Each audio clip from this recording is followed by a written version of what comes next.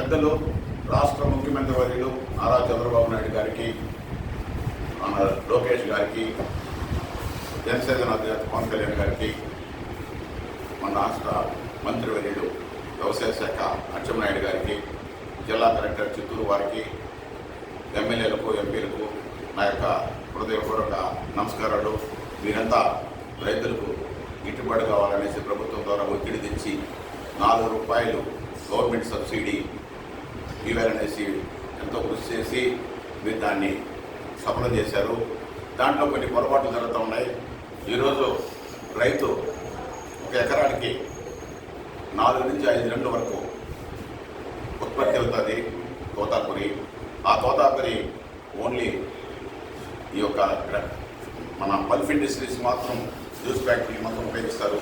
దాన్ని తినేదానికి ఉపయోగం లేదు. కాబట్టి తమనందరూ దీని మీద గ్రహించి మన జిల్లాలో, పక్క జిల్లాలో, ఈ 3 జిల్లాల్లో లాస్ట్ వెనకాల వచ్చే పంట ఇది మనం తోతాపురిని ఈరోజు సరైన టైంలో దాన్ని ఉపయోగించుకోలేక దాదాపు 30%, 40% ఇప్పుడు ఆ తోతాపురి నేలపాలైపోయింది.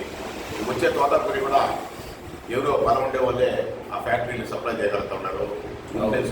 శక్తి లేని సన్నకారు రైతులంతా కూడా ఈరోజు ఈ పంటంతా నేలపాలవుతుంది. కాబట్టి ప్రభుత్వం వారు గుర్తించి ఈ యొక్క ప్రభుత్వం ఇచ్చే ₹4 సబ్సిడీని ప్రతి ఒక్క రైతుకు వర్తించే విధంగా, నేలపాలైపోయిన రైతుకు కూడా ద్రోహం జరగకుండా ప్రభుత్వం మీద ఎంతో నమ్మకంతో మనం భావించే ప్రజలందరికీ, రైతులంతా కూడా రైతులకు సేవ చేయాలనేసి మన ప్రభుత్వంతో ఈ ₹4 సబ్సిడీ ఇస్తుంది. కాబట్టి దుర్వినియోగం కాకుండా ఈ యొక్క పంటను పండించిన రైతులందరికీ కలెక్టర్ వారు, ఈ యొక్క హార్టికల్చరు, అగ్రికల్చరు అన్ని డిపార్ట్మెంట్ వారు మన జిల్లాలో తోతాపురి రకం ఎన్ని ఎకరాలు అనేసి లిస్ట్ చేసుకొని దాంట్లో కనీసం ఒక ఎకరంకు ₹4 అంటే 16,000 సబ్సిడీ.